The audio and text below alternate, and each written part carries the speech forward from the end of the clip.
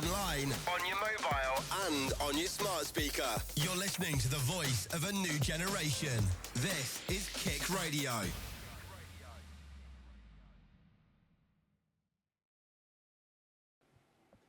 Ladies and gentlemen, Wolverhampton Wanderers are back. And with that being said, welcome to episode 6 now of the South Bank podcast. I'm once again joined by Cameron Gorman and Sophie Ahmed. I'm thinking by the smile on all three of our faces, we've had quite good weekends. I'll start with you, Sammy. How was your weekend? We're so back. We are so back. We're so back. Oh my. Literally, who was it that said it last week as well, that we were going to lose 4-1? Was it you, Jacob? No, it was Cam saying that I wish Wolves would have a 4-1 score. Oh, we did post on Instagram story as a shadow. That's a nice little clip, that. Oh, yeah, no. I quite like. I think I was quite creative with that clip. I'm just quite proud of myself. Yeah, I'm buzzing. I am so buzzing. Honestly, I enjoy that. Made the highlight of my weekend. On watching it as well. Obviously, unfortunate that we couldn't go down to the game and watch it because it was away. But just see, you know what? It actually brought like happy tears to my eyes. It's nice to see Wolves back again in winning form, back-to-back wins. You love to see it. Yeah. So Cam, you were obviously with me watching the game, so I know you have a very good time. Must have made your shift after go a lot quicker. So, how was your weekend? Absolutely ecstatic from that win. My shift went a lot quicker, going into it off the back of a nice 4-1 win. Just what a performance. When I saw that team sheet, I was expecting us to lose 4-1 or 5-0 for that matter. One centre back. Wow, I just really had no expectations, but to go in and put in that kind of performance is incredible. And I think it's brought a massive lift to all of the fans, Gary O'Neill, the players. It's just really, really improved the atmosphere around the club. And I think also other people's expectations of us have quickly risen off the back of that result as well. I've seen a lot in the media where just lots of people are bigging up Wolves. They're finally realising, oh, wait, we don't play terrible football. Yeah, so that's actually what lead me to my first point. Obviously, 2 wins from our last 2 now. It looks a lot better. Unbeaten in our last 4, actually. The only lost our last 5 was against Manchester City, which in itself was quite suspect. But, does that to you say that it was the run of fixtures that got us into that look? As you just mentioned, we're not a bad footballing side. Is that now coming to fruition, and was it just the fixtures why we're down where we are? We obviously in a false position at that point. Cam, what's your thoughts firstly? Well, some people do like to blame the run of results that we ended on last season. Now, I do think that probably plays a slight factor, but you look at our pre-season going into this, the players were very confident. We had an excellent pre-season, really, winning almost every game, if not every game. But I really think it's just incredible, really. I'm really amazed. It doesn't feel real to say Wolves have won 2 in a row. And then you look at our next few fixtures, I think they're all winnable games. I really think we can turn it around. And I'm just so happy. Sammy, I'll go to you. I don't think Cam kind of listened to your question there, mate. No, I can't lie, Jacob. You did cut out a bit there. Oh, did I? Oh, geez. I'd say the run of fixtures that we've had haven't been the best, and that is probably why Wolves are where we are now. I mean, you got to say we have played the most teams we have played all teams in the top 9 so far. No other teams have done that so far in the Prem. So so I would say that the fixtures have put us into a position of where we are. But like you said, Jacob, we're not a bad footballing side. You see how we play. You see the quality of players that we have. We've just been so unfortunate with the fixtures that we've had coming into this new season. But hopefully, obviously, aside from the Brentford 5-3, but that was kind of issues in itself, which Gary O'Neill has kind of sorted now, thankfully. But I would say the run of fixtures have kind of brought us down a bit. But it's nice to see that Gary O'Neill is kind of looking for positive outcomes, and we're seeing that on the pitch as well. So yeah, I would say the run of fixtures have done us a bit dirty. I definitely agree. Yeah, So we mentioned Gary O'Neill there. Massive smile on his face full time on Saturday, as was many of us. Has he rescued his job now? I'll go over to Sammy first. I want to hear your thoughts. I'm still a bit 50-50 in a way. Obviously, yes, like I said about the fixtures, so we can't really argue about Gary Neal of that. But there is obviously other circumstances where, given the 5-3 to Brentford, that's something that we can't obviously avoid. And then, obviously, besides most obviously winning games now within the past, I think it's 23, 24 games now within the Premier League. So yes, okay. He has kind of saved it in a way because, who would have guessed that we would have beat Fulham 4-1? No one would have believed it. But I'd say, in a way, he has kind of saved us and restored faith in us fans by showing such an excellent result. But then, obviously, on the other side, statistically, you've got to kind of see it from the other end of the stick. Is he really pushing for them high expectations for Wolves? I don't know. But it's nice to see that he is. We can see that he's trying. We can see he wants to leave it all on the pitch, and that's more that we can ask for. So, yeah, I'd say I'm a bit 50-50 about Gary O'Neill at this moment in time. Yeah, I'd say I agree, but I'll save my thoughts till after Cam. So I'm quite interested to hear what he thinks. So. Yeah, partially I'm going to echo what Sammy said. I am also quite 50-50 about Gary O'Neill. I think Gary O'Neill, with this result, definitely keeps his job. I think Gary O'Neill was said by Gary Lineker and Alan Shearer on Match of the Day. They said they really think he's got his spark back. They could see confidence in him as well as his players in him. João Gomez, I remember when he scored, hitting the gritty, ran straight over to hug Gary O'Neill as well. So it's clearly no lack of faith there. I think without this win, though, all the teams around us picked up points this weekend. We weren't done any favours there, unfortunately, by some of the teams higher up the table. And I think if we had lost this, we would have been calling for his head, calling for him to be gone. I think this result and the goal difference massively based on Ipswich's result against United, that goal difference has kept us out of the bottom three, which I think is also a massive lift to the players, as they will feel like they are in a much better position to climb up the table with our other fixtures compared to if they had not got the win this weekend, with such an emphatic win at that. Yeah, so I'm going to also agree, which would be quite, boring for our listeners. Sure, they'd like to have a bit of debate between us, but I think, all he's done with he's buy himself more time, because you have to look at the table, and we are, like you say, only out for drop zone on goal difference at the moment. Obviously, we saw yesterday Leicester get rid of Steve Cooper, who Leicester currently above Wolves in the table. It's a newly promoted side, and obviously deem his run unacceptable, which I personally don't agree with. I don't think he's done that bad of a job at Leicester, but we're not a Leicester podcast. We're here to talk about Wolverhampton Wanderers. But I do agree that it looks like he's got that bit of a spot back. Since going back to a back five, it worked so well last season. We've only lost one game, that being to Manchester City. So I think, I've always said, even when I was calling for maybe Gary Neal out, but it's not that I don't like him. I don't think he's a bad manager at all. And he's showing that. It was the system we were playing at the time.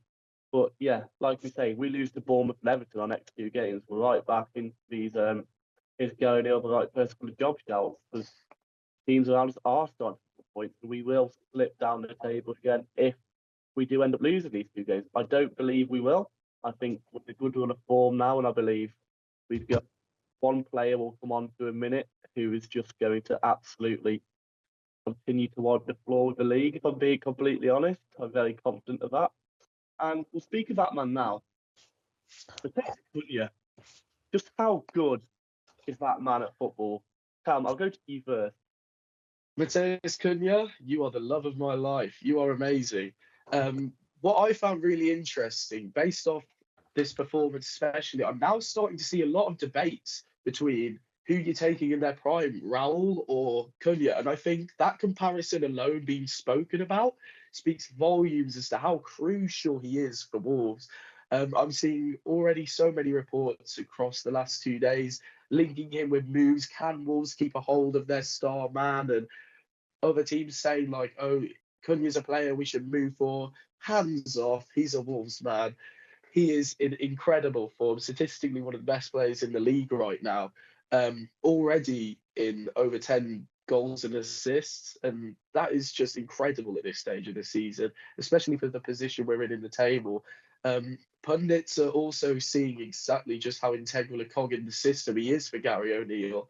All our play goes through him, and his dribbling and his dynamism, it can't be matched by anyone else in our squad. And without him, we'd probably be right near the foot of the table, but it's thanks to him that we're not.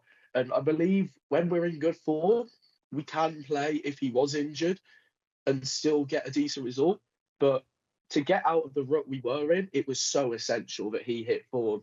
And I don't think without him, we'd be anywhere near the chance we have now to climb up the table, kick on, get some results. You mentioned Steve Cooper's sacking.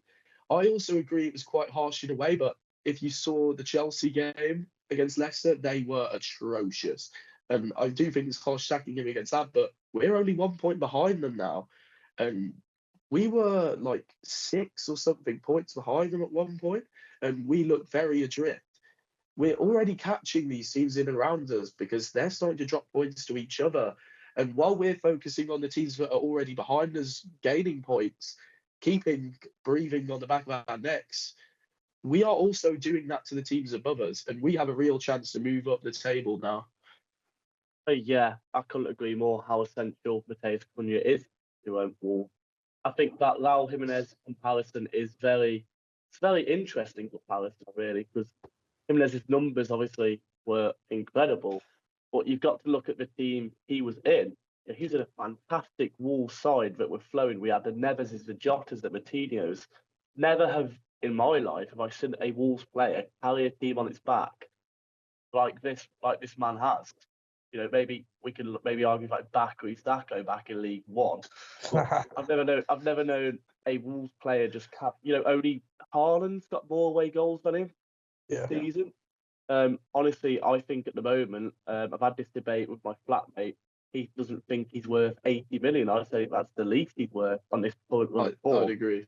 I don't think. I think maybe bar Liverpool and Manchester City, or maybe the Manchester City, if he gets into every team in the league at the moment, he's so good, not the goal one, but the way he picks up the ball from deep and just drive it past players.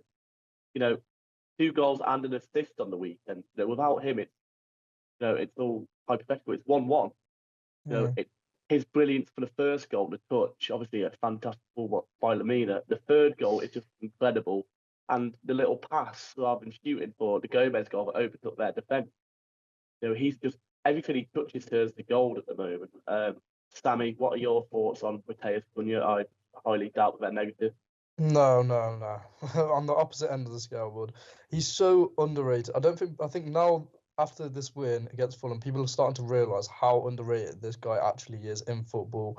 Like, look at him statistically, like Cam said. Was it 10 goals / assists? Over that already.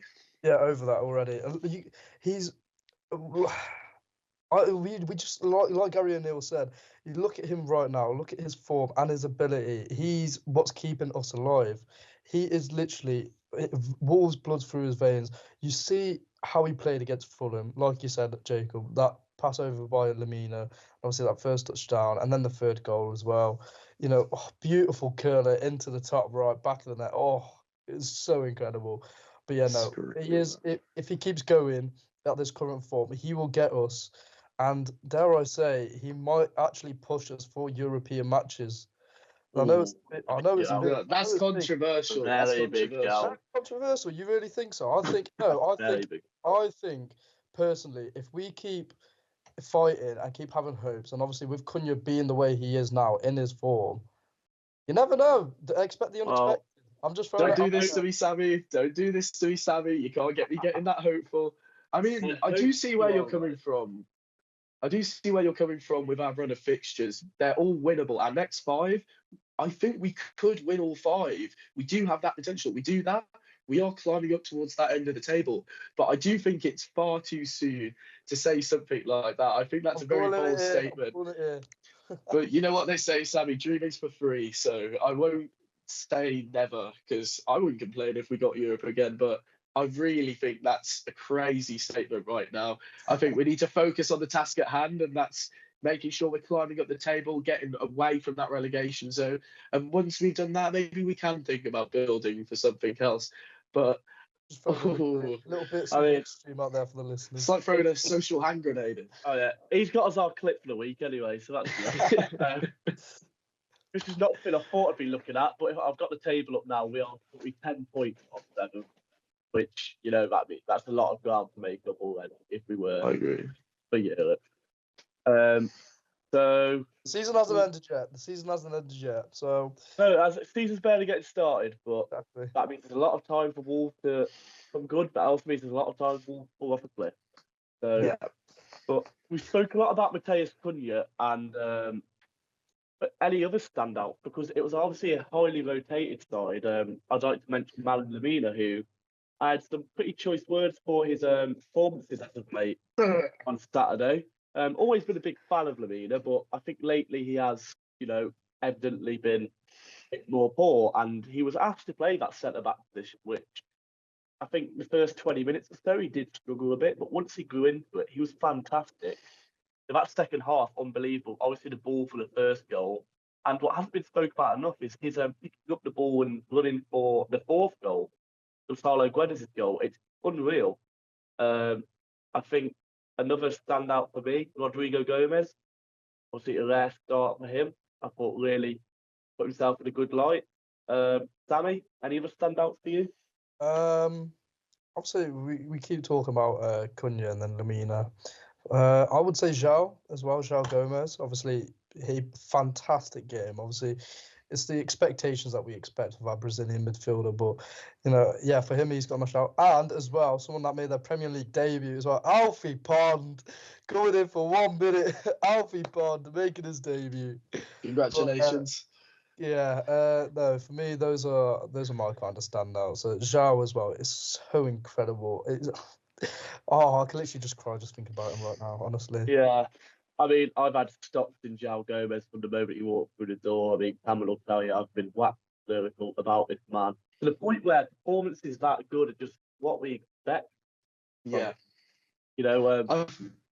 I'm glad Strand Larsen gave him a bit of a push when he was doing the goodie, because, João, it's the 51st minute, pal. We could still lose this football match. But Cam, any other standouts for you? Yeah, I'll echo those ones. I think Gomez was incredible. I think the more advanced role Gary O'Neill's been playing him in since we've been changing system to a back five, I think it's really brought out another side to him. Since João Gomez came into Wolves under Lopetegui, we always saw the sweet touches he has, the little close corner dribbles he can kind of do to beat a man and then release the attackers with a nice pass. I think that really brings out his best qualities, his new position. And I think it's making him and his link up with Andre, I thought, was very good as well. I think all our Brazilians played excellent yesterday. Rodrigo Gomez, I think, with his rare start, he really was fighting to prove his point on the game time he's missed out on. I think he was an absolute workhorse. He worked his socks off. And in some areas, he looks quite raw, but I think he kept the ball excellent, and where sometimes he lacked in strength against some of Fulham's physical side, he used his pace excellently and kept the ball, retained it, released it. Lamina, I agree. Jacob was not very kind in his words about Lamina at the start of the match. However, he really did grow into that centre-half position. I think being able to be so deep for Lamina, it really allows him to drive up the pitch, play the ball, like you said. The fourth goal really demonstrating that. I think, who else would I say? I'd probably say Nuri, but I feel like that's usually the minimum standard we expect of him now. So I'm not sure whether to say standout, but I think we were just excellent as a whole cohesive unit. Yeah, I mean, probably not a standout, and what I'm about to say will probably shock you. Positive word about Jorgen Strand Larsen. I thought, without getting on the ball so much, was in brilliant positions multiple times on Saturday. We saw him getting quite frustrated a few times that the ball was put back to him. Taking up some brilliant pieces. I thought his hold-up play was good as well. Even for the fourth goal, you watch it, he takes the defenders out and allows Guedes that space. I understand they obviously had 10 men on at the time, but he still occupies that defender and allows Guedes that space to take that touch finish.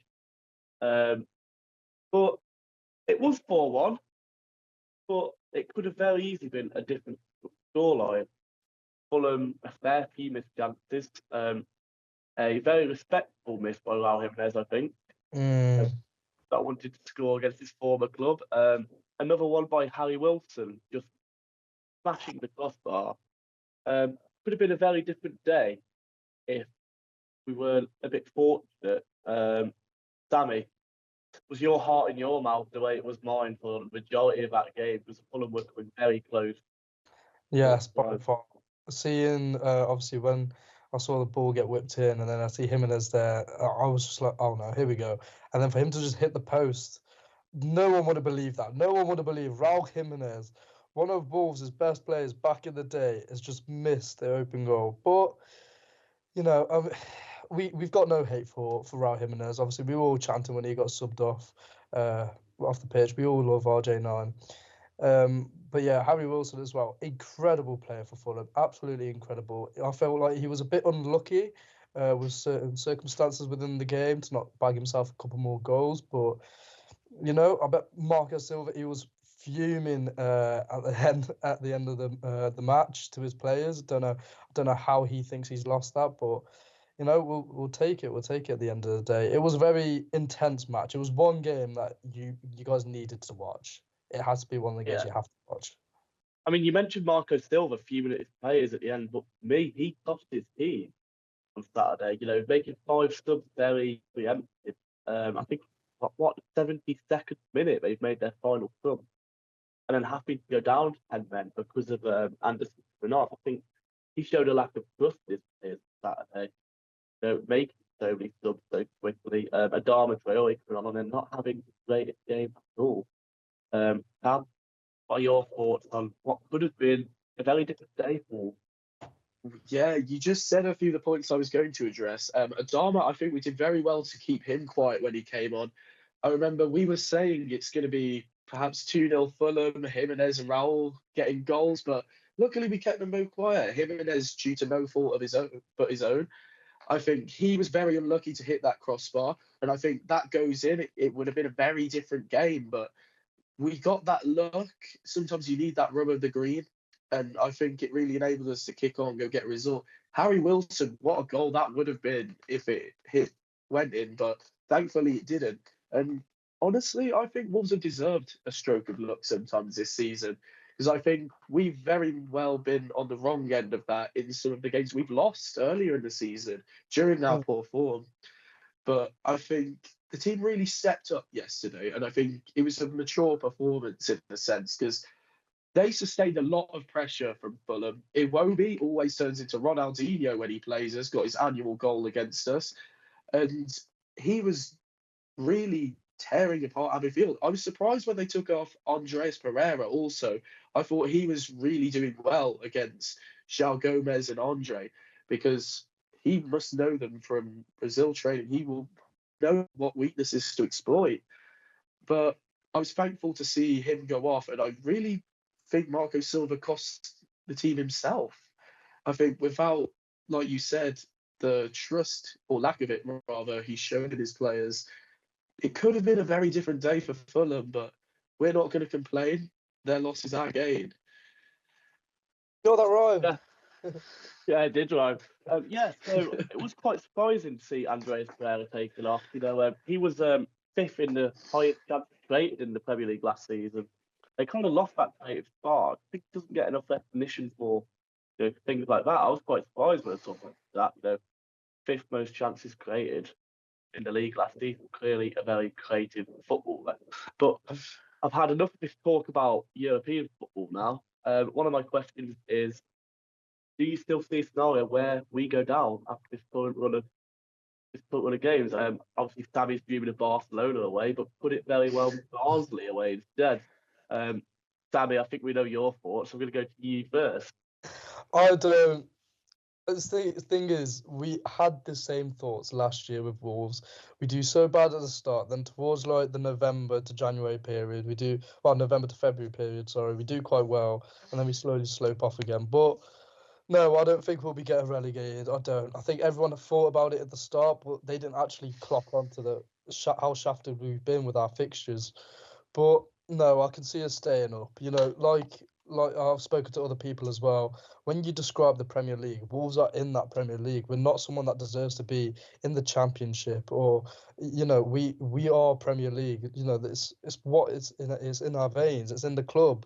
It's in the love that we have for it. But I can see us staying up. Hopefully, if we get Europe, we get Europe. I'll take it. But always got a dream high. Well, I wish I had Sammy's glowing aspirations for our club. I think we could very well be back in the mix. I think while our fixtures are generous to us in our next run of games, if we have a loss here or there, these are teams in and around us who are going to, again, climb above us, widen that gap instead of us climbing above them. Now, I really do have faith in the team, but it won't go that way. But we will proceed to climb up the table because I want to be optimistic at the end of the day. It's no fun to sit here and say, I still think we're going to go down. But we could very well. I think you'd be silly to write it off. I think Wolves very realistically are in the mix still. We're equal on points with Ipswich, who are in the relegation zone, only out of it on goal difference. But when you look at the flip side, we're only 1, 2, 3 points behind most of the teams above us in this bottom half of the table. So I think it could easily go either way. But if you have a performance like we did against Fulham, you take that pride into every game, you put that energy into every game, easily getting results in these next few games. It's just up to the boys to see it through. Yeah, I fully agree with Cam on this one. I think after that equaliser on Saturday, we were absolute gravy. We were unreal. But yeah, you'd be silly to write it off. A couple of injuries, a couple of bad results, and we're right down in it. Do I think we will go down? No. Because simply, I think, especially Saturday, proved that, touching my desk, touch wood, that we've got too much quality in our team to go down. I think there's definitely 3 worst teams than us in this division. But no, I'd be very silly to write it off. But you have spoke about our upcoming fixtures, and let's speak about the one coming up next Saturday, Bournemouth at home. On paper, a very winnable game, but I must remind you that Bournemouth have a very talented squad. And they're a bit Jekyll and Hyde in their run of form. In their last 5 games, they have beaten Man City and Arsenal, but also lost their last 2. They're losing away at Brentford, home to Brighton, granted 2 tough games in their cells. What do you see happening this weekend? Cam, I'll go to you first for this one. I really think it could go either way. Like you said, Bournemouth have been a really two-faced side this season. They had some big acquisitions in the summer, smashing their transfer record for Evan Nilsson, who I think is really starting to kick on. He got goals against either Arsenal or City. I can't remember which one, forgive me. I don't really pay that much attention to Bournemouth. But I really think the Cherries do have a chance of knocking us out of the park. Their squad is undeniably talented. Let us not forget, they beat us last year when we were in a similar position. We looked like the favourites going into that game, yet Marcus Tavernier scored the only goal and they won 1-0 at Molineux. We've got to not let the same happen again. And I really think we've got to build on this form, get that 3rd win in a row. I think it's likely. I want to say we're the favourites, because I really think our form is better than theirs. But like you said, the teams they've been against, Brentford, no one's beat them away this season yet. Their home record is the best in the league, which is really surprising to say. No one would have predicted that going into this season. And then Brighton, that's always a tough game. Excellent under Hurzeler. And then wins against arguably 2 of the best teams in the league. You really don't know what way it's going to go. But I'm going to be optimistic, say Wolves will win. I'm going to go with 2-1. I think Bournemouth will make it hard, but I also think if we have some centre halves come back into the mix, such as Stanty or Dawson, recovering from illness or injuries respectively, I think it will make even bigger a difference, and we could really kick on. Yeah. So I'd like to, before I go, Sammy, put a slight asterisk next to their 1-0 win last year, because they're one of the worst I've ever seen in my life, and I just will draw that game. But since their return to the Premier League and Bournemouth, they have been a bit of a side we've struggled to beat, only beating them once when they did go down to 10 men at home and Stash Pelagic managed to score very late in the day. Obviously, a manager was very familiar with Gary O'Neill coming when he was interim manager for Montague and getting a 1-0 win over us. Sammy, what are your thoughts ahead of this Bournemouth game on the weekend? Well, if we go checking on it statistically, for the past 2 years, whenever we played Brighton away, we always win. But whenever we played Brighton home, not Brighton, sorry, Bournemouth. So we're not playing Brighton, Bal. Bournemouth, yeah. My brain, that's had a brain fart. Whenever we play Bournemouth at home, they win. So it's a bit 50-50 on that one. You got to look at the players that Bournemouth they have though, like Evan Nilsson and then Semenyo. Absolute two incredible players so far this season. I think Bournemouth, when they beat City, everyone was like, okay, well, like, oh my God, Bournemouth have beat City. Like, no one would have expected it.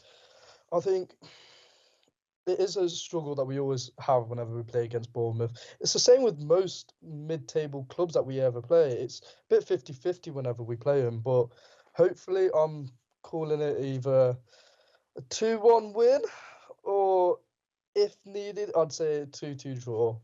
That's my predictions for Saturday. Yeah. So, yeah, I think Semenyo, you mentioned there, absolutely unbelievable footballer. Fancies a goal against anyone, really. I was going to say Wolves, but always scoring goals. I think Kluivert's had a good season as well. Yeah. I believe, is Billen injured at the minute? Yeah, I think so. Yes. But again, a very dangerous player they've got at their disposal if he does somehow become fit in that time. I'm going to be optimistic one and go for a 3-1 Wolves win, and I will be putting 50 pence on a Mateus Cunha hat-trick in that as well, because I simply think everything that guy touches at the moment turns to a goal. But that will just about wrap us up here. Is there anything else either of you two would like to add before we go? No, not really. Oh, actually, what was it? Need to let the listeners know that we are now uploading. Is it 7 o'clock on a Monday now? Yeah, so from next week, we will advertise this more on social media. This will obviously be going out normal time on a midday on Tuesday. But from now on, we will be moving our upload time to 7 p.m. on a Monday evening. So when you've come home from work on a Monday evening and you're thinking of relaxing, put us three on for a night, and it'll settle you right down, get you in a great mood. Some may say it's better to eat your food and listen to the Southbound podcast than Sidemen Among Us. I would agree with that shout. Sam, anything you'd like to add before we go? No, just thank you for listening as always, and we'll see you next week. Yeah, so keep listening on Spotify, Apple Podcasts. Keep watching on YouTube. I've been your host, Jacob Jones. I've been joined by Cameron Gorman, Sammy Arndt, and we have been the South Bank Podcast.